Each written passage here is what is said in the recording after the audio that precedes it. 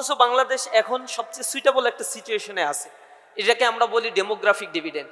এই demographic dividend হচ্ছে একটা নির্ধারিত সময়ে টোটাল একটা দেশের জনসংখ্যার মেজরিটি পার্সেন্ট যখন কর্মক্ষম হয়। এটা 2008 সাল থেকে শুরু হয়েছে, ধারাবাহিকভাবে 2030 সাল পর্যন্ত পিক পর্যন্ত চলবে, পিক টাইম। 2030 সালে 12 কোটি মানুষ হবে বাংলাদেশে যারা কর্মক্ষম, আর বাকিরা হচ্ছে ডিপেন্ডেন্ট পিপল। এরপরে গ্রাজুয়ালি এটা ডিক্লাইন হতে থাকবে, কমতে থাকবে, তখন ডিপেন্ডেন্ট পিপলের পরিমাণ আস্তে আস্তে বাড়তে থাকবে।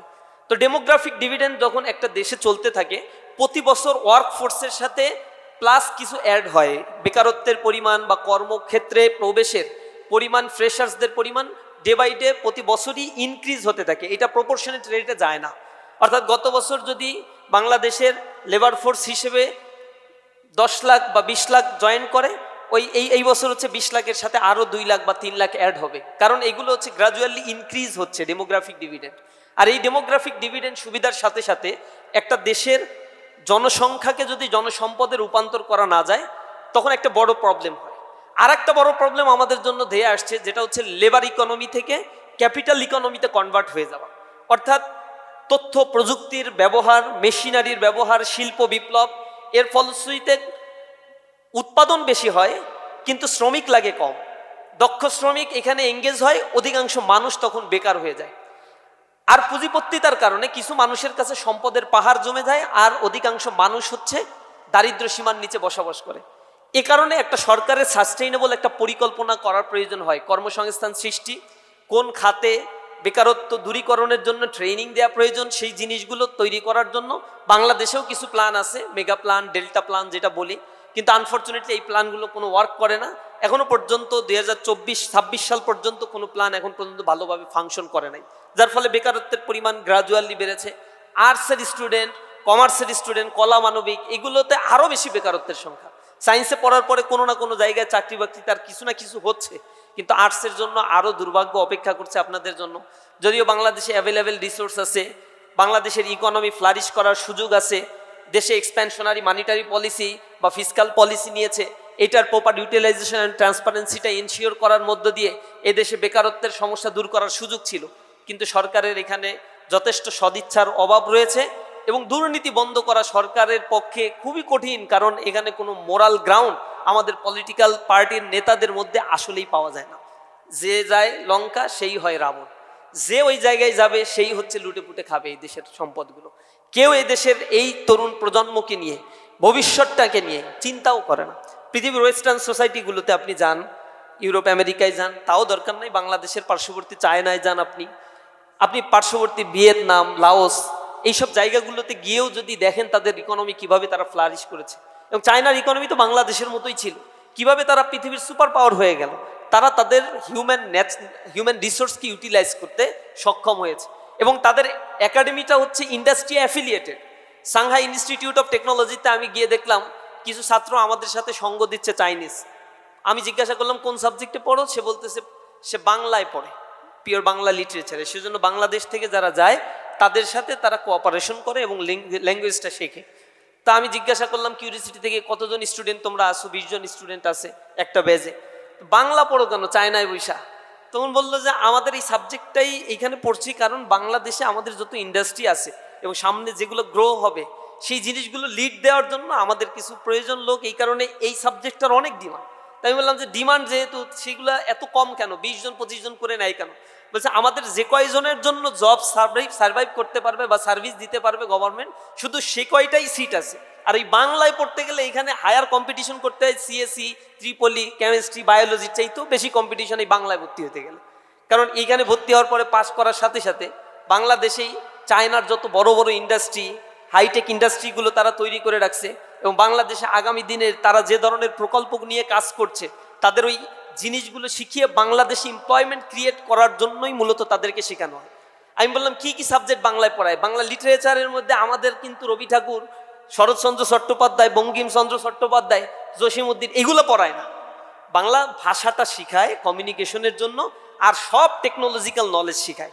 বলে হচ্ছে আইআর শিখো, তোমাদের কমিউনিকেশন মার্কেটিং স্কিল শিখতে হবে। এরপরে তাদের সাবজেক্টের মধ্যে আমি আশ্চর্যজনক দেখলাম সায়েন্সের অনেক, কম্পিউটারের অনেক সাবজেক্ট রয়েছে, মার্কেটিংয়ের অনেক সাবজেক্ট, ডিজিটাল মার্কেটিংয়ের অনেক সাবজেক্ট পরে কিন্তু বাংলায়। তাই আমি বললাম যে তুমি তুমি রবি ঠাকুরের চিনো? রবি ঠাকুরের চিনে না। আমি বলছি রবি ঠাকুরের চিনো না, বাংলা লিটারেচারে কেমনে পড়ো? বলছে ওইসব লিটারেচার টিটারেচার পড়ায় না, সাবজেক্ট পড়ায়, বাংলা ভাষাটা শিখায়, কমিউনিকেশনটা শিখায়। আমাদের ওইগুলো লিটারেচার পড়লে তো লাভ নাই, লিটারেচার পড়লে তো আর আমার চাকরি হবে না। আমাকে যেটা দরকার সেটা করাচ্ছে। আমি এটা বোঝানোর চেষ্টা করছি তাদের লেখাপড়াটা কতটা ইন্ডাস্ট্রি ওরিয়েন্টেড। একটা ইউনিভার্সিটিতে একটা সাবজেক্ট খুলতে হবে, 40টা স্টুডেন্ট ভর্তি হবে, ওই ইউনিভার্সিটির ওই সাবজেক্টের টিচারদেরকে এনশিওর করতে হবে কোন ইন্ডাস্ট্রিতে তার আসলে অনার্স মাস্টার্স পাশের পরে চাকরি হবে, সেটাকে তারা বলছে ইন্ডাস্ট্রি অ্যাফিলিয়েশন। যখন তারা এই সাজেশনটা এইটা নিশ্চিত করতে পারবে, এমওইউটা নিশ্চিত করতে পারবে যে আমার এই 40 জন স্টুডেন্ট ভর্তি করলে অমুক ইন্ডাস্ট্রি তার কর্মসংস্থানের নিশ্চয়তা দিবে, এর কারণে আমি এই সাবজেক্টটা খুলবো, তখন ওই ইন্ডাস্ট্রির দায় হয়ে যায় যে এই 40 জন স্টুডেন্টদেরকে ট্রেন আপ করার জন্য বাজেট দেয়া, তাদেরকে ইন্ডাস্ট্রি অ্যাফিলিয়েশন দেয়া, তাদেরকে ইন্ডাস্ট্রিতে প্র্যাকটিক্যাল ট্রেনিং করানো। কারণ ওই ইন্ডাস্ট্রি জানে এই 5 বছর যারা পড়বে বা 4 বছর যারা ওই ইনস্টিটিউট ওই সাবজেক্টে পড়বে তাদের চাকরি হবে আমার এইখানে। সুতরাং আমি এই 4 বছর ওদের পেছনে ইনভেস্টমেন্ট করব, যত বেশি ইনভেস্টমেন্ট করতে পারবো আমি তার বেস্ট আউটপুটটা সেখানে পাবো। কিভাবে একটা জাতি তৈরি হয়? একটা জাতি স্লোগান, মিছিল, মিটিং আর মানে আনন্দ ফুর্তি করার মধ্য দিয়ে একটা জাতি কখনো গড়ে উঠতে পারে না। বাংলাদেশের অপার সম্ভাবনা আছে এবং ছিল, ভবিষ্যতে যতটুকু সম্ভাবনার দ্বার আর 4-5 বছরের মধ্যে আছে সেটাকেও অ্যাভেল করার জন্য আমাদের যেভাবে ট্রেন আপ করা দরকার ছিল, এখনো পর্যন্ত আমাদের শিক্ষা কাঠামোর মধ্যে এমন কোনো পরিবর্তন আমরা দেখতে পাই নাই যে শিক্ষা কাঠামো আমাদের অনার্স মাস্টার্স পাশের পরে একটা নিশ্চয়তা দিতে পারবে যে সার্টিফিকেট নিয়ে যাওয়ার পরপরই তোমার জন্য এত এত কর্মসংস্থানের ব্যবস্থা আছে। সুতরাং আপনারা একটা অনিশ্চিত জীবনের দিকে আসছেন। জগন্নাথ বিশ্ববিদ্যালয়ে এসেছেন ফার্স্ট ইয়ার, এটা তো অনেক আনন্দের একটা জায়গা। ফার্স্ট ইয়ারে আসলে বন্ধু বান্ধবী সবাই মনে হয় যে ক্লাসের ফার্স্ট হবো, সেকেন্ড হবো, টিচার হবো। এ কারণে সিনিয়রদের সাথে কথাবার্তা বললে, আমি জানি না এই বিশ্ববিদ্যালয়ে এরকম হয় কিনা, শিট গাইডের ব্যাপারটা, শিটের ব্যাপারটা সিনিয়রদের কাছ থেকে নেওয়া, কেউ পড়লে শেয়ার না করা, যে পড়ি নাই আমি, দেখি কি হয়, না পড়েই আসছি, তো পড়ি, শেয়ার করতে চাই না, একটু সংকীর্ণ একটা মানসিকতা যে আমিই পড়বো, আমি ক্লাসে 1 রোল হবো। এখানে 1 রোল 2 রোলের কোনো ফাংশন নাই, এখানে সিজিপি এর সিস্টেম। তো আপনি সিজিপিএ 3.8 পাইলে আরো 10 জন পেলে কোনো প্রবলেম নাই। এই বন্ডিংসটা একটু সুদৃঢ় করেন এবং আপনার কোয়ালিটি, ক্যাপাসিটি, ক্লাস করবেন, আরেকজনকে শেখাবেন, পড়াবেন, এতে আপনার স্কিল বাড়ে, এতে আপনার নলেজটা আরেকজন নিয়ে যান। এটি স্কুল আর কলেজ সিস্টেম না, ইউনিভার্সিটি ইউনিভার্সালিটি মাথার ভিতরে নিয়েই ইউনিভার্সিটির পড়াশোনা শেষ করেন। বন্ধু যারা আছে তাদের সাথে গুডউইল তৈরি করেন, একাডেমিক জায়গায় এঙ্গেজমেন্ট বাড়ান। ইউনিভার্সিটিগুলোকে আমরা বলি এটা হচ্ছে কিন্ডার গার্ডেনের মতো। এটা ন্যাশনাল ইউনিভার্সিটিতে যেরকম প্রশ্ন করে একজন, খাতা দেখে একজন, পড়ায় একজন, সেকেন্ড এক্সামিনার আর একজন, এই ইউনিভার্সিটিতে এরকম নাই। যিনি পড়ান তিনি প্রশ্ন করবেন, তিনি খাতা দেখবেন, তিনি রেজাল্ট শিট তৈরি করবেন। তার মানে এখানে রেজাল্ট করা খুবই সহজ একটা কাজ। আপনি একজন টিচারের কাছে যান, বারবার যান, না বুঝলে যান, অ্যাসাইনমেন্ট নিয়ে যান। অনেকে আপনাকে ফার্স্ট ইয়ারে আসছেন না, এগুলো বারবার করবেন। ক্লাসের একটা শ্রেণী থাকে যারা আপনাকে বলবে ওপেকের সদস্য। ওপেক বুঝেন তো? Organization of petroleum exporting countries, মানে তেল রপ্তানিকারক যে দেশগুলো আছে তাদেরকে বলে ওপেকের সদস্য। কেন ওপেকের সদস্য বলে? ওই যে তেল দেয় স্যারকে, যে দিন শেষে দেখবেন বছর শেষে টার্ম ফাইনাল পরীক্ষার পরে রেজাল্টটা দিলে ওই ওপেকের সদস্যরাই সিজিপিএ উপরের দিকে। আর যারা এগুলো বলছে তারা এইসব পরীক্ষার আগে দোস্ত একটু শীটটা দে না, কি পড়াইছিল ওই লেকচারটা দে না, এগুলাই করবে। সুতরাং আপনার কাজটা হচ্ছে যত বেশি ওপেকের সদস্য হইতে পারে, যত টিচারের সাথে আপনার রিলেশনটা রাখা যায়, যত টিচারের কাছে গিয়ে জিনিসটা বোঝা যায়। থার্ড ইয়ারে উঠেন, অ্যাম্বিশন সেট করে ফেলেন, রেজাল্ট ভালো না হলে বুঝে ফেলবেন যে আপনার রাস্তা ইউনিভার্সিটির টিচার হওয়া না, গবেষক হওয়া না, আপনার রাস্তাটা অন্য দিকে। তো কোন দিকে সেই রাস্তাটা আইডেন্টিফাই করে। ঢাকা শহরে থাকবেন, অনেক সুযোগ সুবিধা আপনার হাতে আছে, অবহেলায় অবজ্ঞায় আড্ডা দিয়ে এই সময়গুলোকে কাটাবেন নাই। 4টা বছর আপনার জন্য স্ট্রাগলের একটা টাইম। এই সময়টা আপনি যত বেশি লিঙ্ক আপ তৈরি করতে পারবেন, নেটওয়ার্কিং তৈরি করতে পারবেন, নিজেকে ডেভেলপ করতে পারবেন, তত বেশি সাইন করতে পারবেন। আমরা আশা করি প্যানেলিস্টরা আলোচনায় আপনাদের এই জিনিসগুলো ধরিয়ে দিয়েছে। রাশ রিয়ালিটিটা বোঝার চেষ্টা করেন।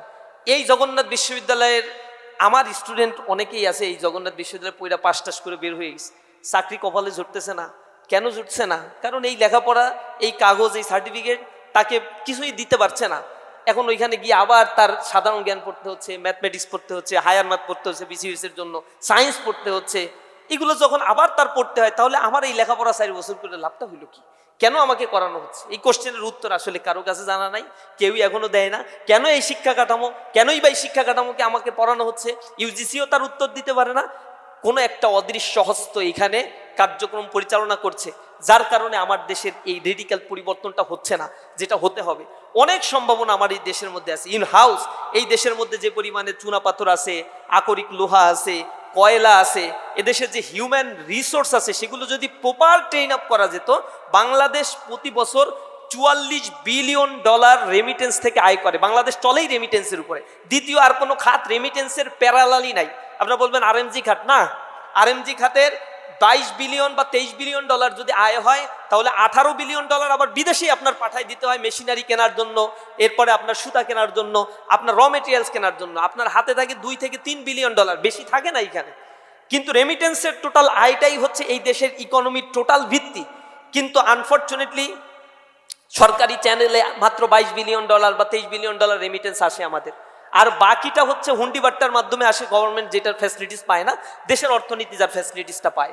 আমাদের দেশে কর্মসংস্থান যদি সৃষ্টি করা যেত, অথবা বাইরের মাধ্যমে যে ট্রেনিং ইনস্টিটিউটগুলো আছে এগুলোকে সচল করে দেশের কর্মক্ষম জনগোষ্ঠী ইউনিভার্সিটিগুলোতে আপার লেভেলের ট্রেনিং ইনস্টিটিউটগুলো যদি চালু করা যেত, জগন্নাথ বিশ্ববিদ্যালয়ে যদি একটা ট্রেনিং সেন্টার থাকতো, আইটি ট্রেনিং সেন্টার, যেখানে এআই শেখানো হতো, জিমিনাই শেখানো হতো, চ্যাট জিপিটির কাজগুলো শেখানো হতো, আপডেট এই ভার্সনগুলো শেখানো হতো, তাহলে আপনাদের অনেক ইম্প্রুভমেন্ট হতো। আর্টসে পড়েন, আমি জানি না এখন এগুলো শেখানো হয় কিনা, আমি রিসেন্টলি খোঁজ খবর নিয়েছি, আর্টসের স্টুডেন্টরা পাস করে যায়, কিন্তু স্টার্টার ব্যবহার তারা জানে না, পাইথনের ব্যবহার জানে না, সি প্লাস প্রোগ্রামিংয়ের ব্যবহারগুলো তারা জানে না।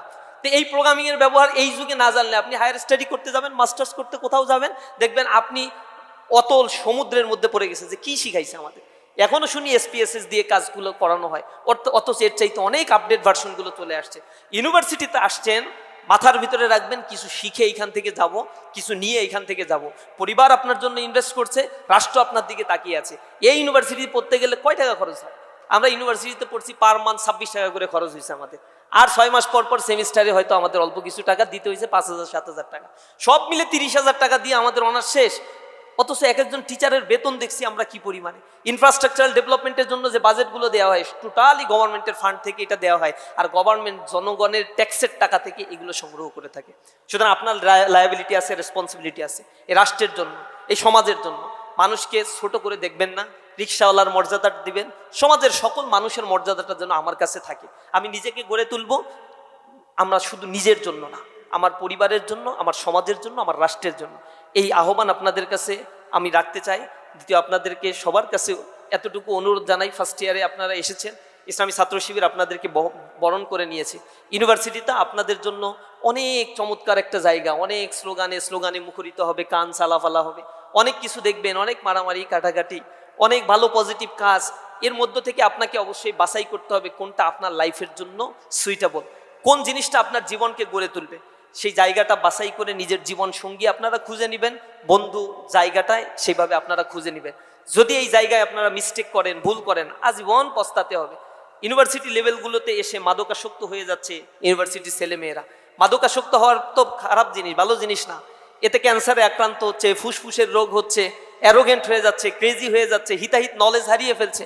আমাদের বন্ধু বান্ধবদের মধ্যে অনেককে দেখেছি সিনিয়রদের সাথে ওঠা বসা করতে গিয়ে, জুনিয়রদের একটু র্যাক ট্যাক দিতে গিয়ে নিজেরা আবার সঙ্গ দোষে নষ্ট হয়ে যাচ্ছে, রেজাল্টটা ভালো করতে পারছে না, দিন শেষে নিজের অস্তিত্ব হারিয়ে ফেলছে। জব লাইফে গিয়ে এর সাফারিংসটা তারা হচ্ছে। নিজেকে একটু চেনার চেষ্টা করেন, বোঝার চেষ্টা করেন। আইনস্টাইন একটা কথা বলতো, life is like riding a bicycle, to keep your balance you must keep moving. জীবনটা হচ্ছে একটা বাইসাইকেলের মতো, যদি তুমি তোমার বাইসাইকেলের প্যাডেলটি ঘুরাও তাহলে তুমি তোমার ব্যালেন্সটা ঠিক রাখতে পারবা। লাইফের গতিটাও ঠিক রাখতে গেলে প্রতিনিয়ত স্ট্রাগল করেই আপনাকে চলতে হবে। যদি স্ট্রাগল আপনি না করতে পারেন, হয় ডান দিকে কাত হয়ে যাবেন অথবা বাঁ দিকে কাত হয়ে যাবেন। ব্যর্থ মানুষদের পৃথিবীর কেউ কখনো স্মরণ রাখে না। আপনি সফল হবেন, এই পৃথিবী আপনার জন্য। সফল মানুষদের গুণকীর্তন করে, তাদের পেছনে মানুষ ছুটে, তাদের নিয়েই সকল আয়োজন এই পৃথিবী রঙিন করে তোলে। সুতরাং সফল মানুষের কাতারে আমাকে সামিল হতে হবে, উন্নত চরিত্রের অধিকারী মানুষ আমাকে হতে হবে। কথায় আছে, when money is lost nothing is lost, when health is lost something is lost, but when character is lost everything is lost. যদি আমার ক্যারেক্টারটা নষ্ট হয়ে যায়, আমার লাইফের সব কিছু শেষ হয়ে যাবে। এই জীবনটা যেন আমার এইটাকে নিয়ে যেন আমি চলতে পারি। আমার কাছে এই যে ঢাকা সিটি কর্পোরেশন দক্ষিণে আছে, দেখবেন 56,000 ডিভোর্স লেটার জমা হয়ে আছে, স্বাক্ষর হচ্ছে না। যা হয়ে গেছে তো হয়ে গেছে, আর কিছু আছে পেন্ডিংয়ের অবস্থায়। ফ্যামিলি ব্রোকেন ডাউন, শেষ হয়ে যাচ্ছে, ফ্যামিলির বন্ডিংসগুলো নষ্ট হয়ে যাচ্ছে। এটা হচ্ছে এক্সট্রা ম্যারিটাল অ্যাফেয়ার্সের কারণে, হারাম সম্পর্কের কারণে বিষয়গুলোকেও অনুধাবন করা, উপলব্ধি করা দরকার। আল্লাহ রাব্বুল আলামিন আমাদেরকে দুনিয়াতে প্রেরণ করেছেন পরিচ্ছন্ন একটি জীবন নিয়ে, যদি এই দুনিয়াতে সার্ভাইভ করতে পারি এবং আল্লাহর কাছে সেভাবে হাজির হতে পারি, এই উন্নত জীবনটাই হবে আমার সবচেয়ে বড় পাওয়া, সবচেয়ে বড় প্রাপ্তি। সকলকে সেই দিকেই নতুন একটি জীবন গড়নের আহ্বান জানিয়ে আমার কথা শেষ করছি। আসসালামু আলাইকুম ওয়া রাহমাতুল্লাহি ওয়া বারাকাতুহু।